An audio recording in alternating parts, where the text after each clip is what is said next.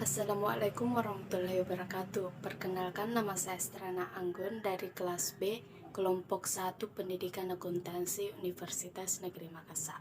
Salam dan salawat kita junjung kepada Nabi Allah Subhanahu wa taala, yaitu Nabi Muhammad SAW, yang telah membuat kita dari alam kegelapan ke alam yang terang benderang. Adapun yang saya akan sampaikan mengenai penjelasan yang ada di kelompok pertama yang berjudul Konsep dan Hakikat Manusia pada mata kuliah pengantar pendidikan. Baik, mari kita mulai. Materi disusun menjadi 3 bagian, yaitu yang pertama, pengertian dan aspek hakikat manusia. Yang kedua, hubungan hakikat manusia dan pendidikan. Yang ketiga, pendidikan, martabat, dan hak asasi manusia. Kita akan menjelaskan bagian pertama, pengertian dan aspek hakikat manusia. Hakikat manusia adalah seperangkat gagasan atau konsep dasar tentang manusia dan makna eksistensi manusia di dunia. Aspek-aspek hakikat manusia. 1. Manusia sebagai makhluk Tuhan, sebagaimana yang dimaksud, yaitu manusia adalah makhluk yang paling sempurna yang telah diciptakan Tuhan Yang Maha Esa. Kedua, manusia sebagai kesatuan badan dan roh.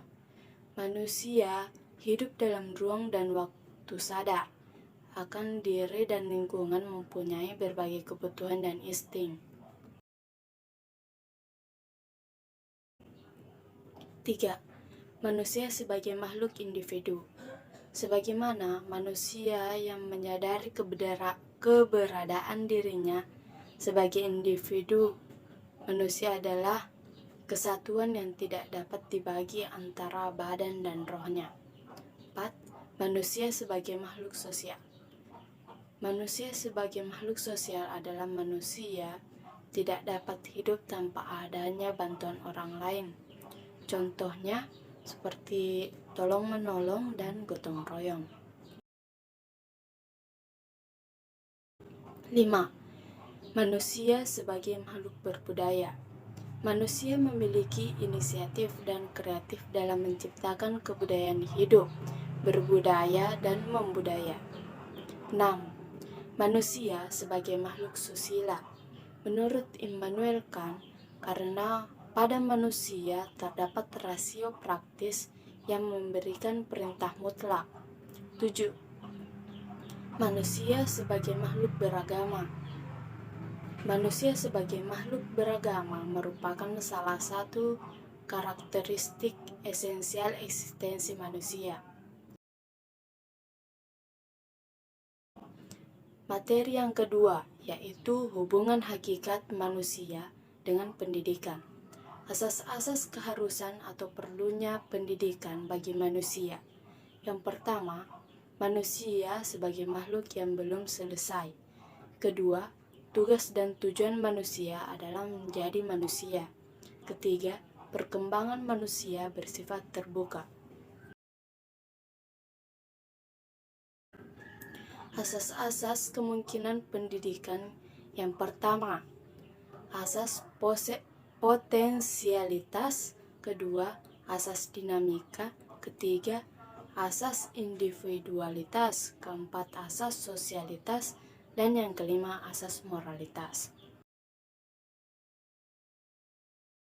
Materi yang ketiga, yaitu pendidikan, martabat, dan hak asasi manusia. Pendidikan sebagai humanisasi.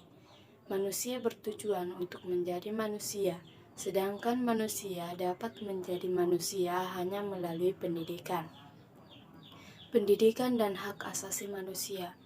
Hak asasi adalah hak yang mendasar atau pokok. Itulah tadi yang saya telah jelaskan tentang konsep dan hakikat manusia. Terima kasih kepada dosen mata kuliah atas perhatiannya. Jika ada salah kata, mohon dimaafkan. Wabillahi taufiq wal hidayah. Wassalamualaikum warahmatullahi wabarakatuh.